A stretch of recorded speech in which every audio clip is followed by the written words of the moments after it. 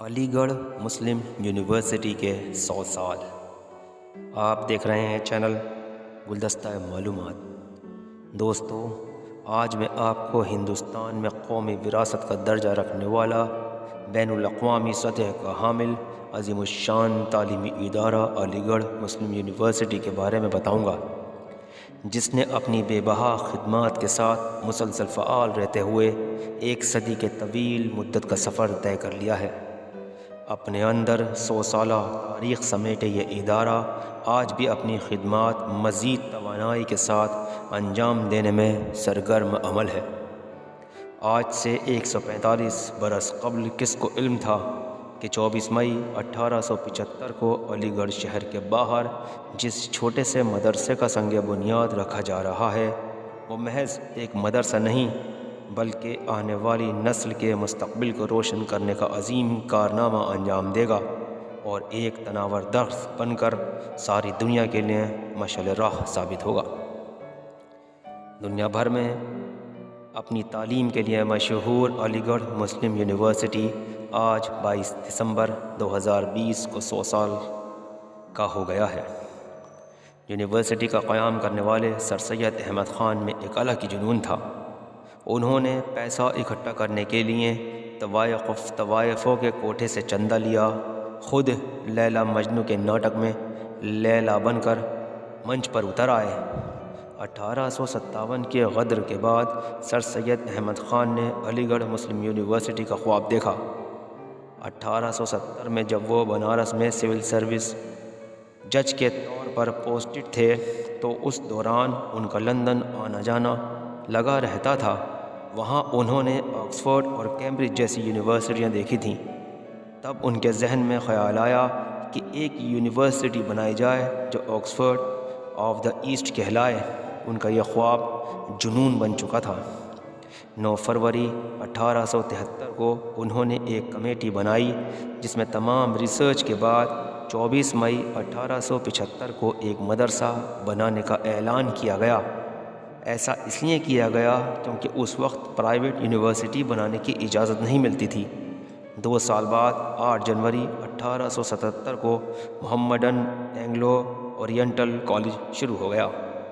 University کے لیے علی گڑھ کو ہی چننے کے پیچھے وجہ یہ تھی کہ سر سید احمد چاہتے تھے کہ یونیورسٹی وہاں بنے جہاں کی آب و ہوا سب سے اچھی اور بہتر ہو۔ اس کے لیے ڈاکٹر آر جیکسن کی رہنمائی میں ایک 3 ممبر کی کمیٹی بنائی گئی۔ کیونکہ اس وقت کوئی پالوشن کنٹرول بورڈ نہیں تھا تو ان لوگوں نے اپنی ریسرچ کی۔ اس کمیٹی نے 3 نقطوں پر اپنی رپورٹ دی۔ ایک، نارتھ انڈیا میں اس وقت سب سے اچھی آب و ہوا علی گڑھ کی تھی۔ اس کی وجہ یہ بتائی گئی کہ علی گڑھ میں اس وقت زمین کے اندر پانی کا لیول 23 فٹ پر تھا۔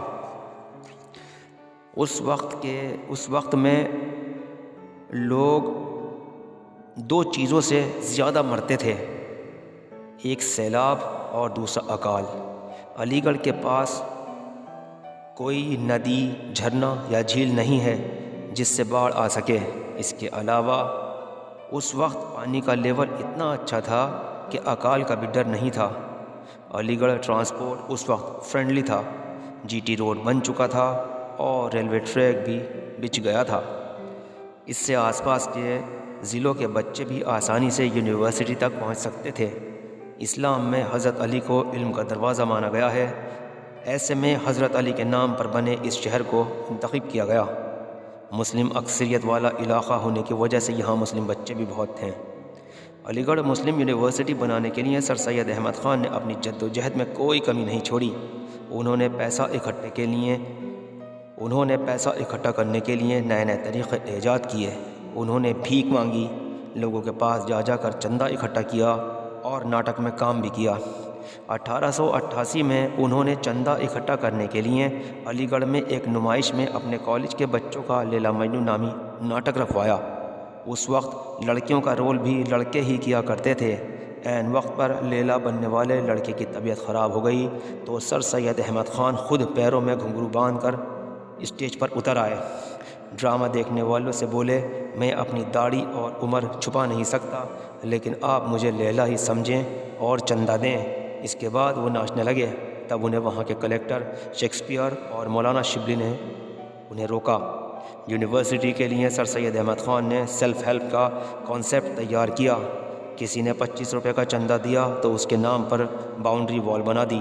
کسی نے 250 روپے کا چندہ دیا تو ہاسٹل یا کلاس کا نام رکھ دیا۔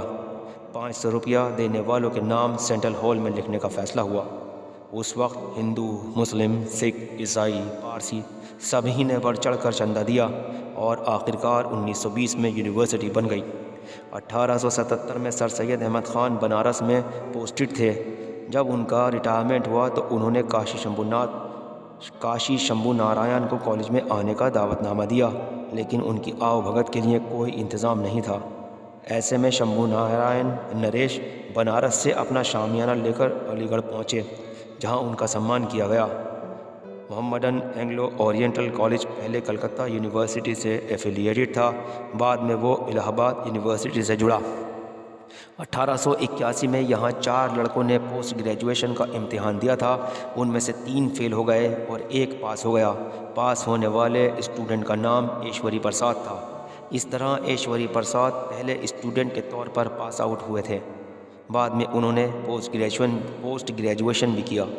1920 میں جب کالج کو علی گڑھ مسلم یونیورسٹی کا درجہ ملا تو اس میں 300 طلبہ تھے۔ آج ان کی تعداد 30,000 ہے۔ 1920 میں جب کالج کو یونیورسٹی کا درجہ ملا تب اس کی پہلی چانسلر بیگم سلطانہ کو بنایا، وائس چانسلر راجہ محمود آباد کو بنایا گیا۔ یہ اس وقت بڑی بات تھی کہ کسی خاتون کو یونیورسٹی کی کمان سونپی گئی۔ ایک مرتبہ شریمتی اندرا گاندھی علی گڑھ میں ایک شادی میں شامل ہونے گئی تھیں۔ وہ یونیورسٹی کو جانے والی سڑک پر گھومنا چاہتی تھیں، لیکن اسٹوڈنٹ یونین نے انہیں گیٹ کے اندر نہیں جانے دیا۔ آخرکار انہیں واپس لوٹنا پڑا۔ وہ اس وقت وزیر اعظم نہیں تھیں، لیکن سرکار کا اس وقت مائنورٹی کو لے کر کوئی ایشو چل رہا تھا جس پر اسٹوڈنٹ یونین اپنی مخالفت کا اظہار کر رہی تھی۔ 15 کمپارٹمنٹ سے شروع ہونے والی علی گڑھ مسلم یونیورسٹی میں آج 108 ڈپارٹمنٹس ہیں۔ تقریباً 1200 ایکڑ میں پھیلی اس یونیورسٹی میں 300 سے زیادہ کورسز ہیں۔ یہاں بچہ نرسری میں داخلہ لے کر پوری پڑھائی کر سکتا ہے۔ یونیورسٹی میں 7 ایفیلیٹڈ کالج، 2 اسکول، 2 پولی ٹیکنک کالج کے ساتھ 80 ہاسٹلز ہیں۔ یہاں 1400 کا ٹیچنگ اسٹاف ہے اور 6000 کے قریب نان ٹیچنگ اسٹاف ہے۔ اسی کے ساتھ میں آپ کا دوست محمد ناصر اپنے چینل گلدستہ معلومات کے ساتھ اب آپ سے اجازت چاہتا ہوں۔ ویڈیو پسند آئی ہو تو اسے لائک کریں، شیئر کریں اور چینل کو سبسکرائب کریں۔ شکریہ۔ اللہ حافظ۔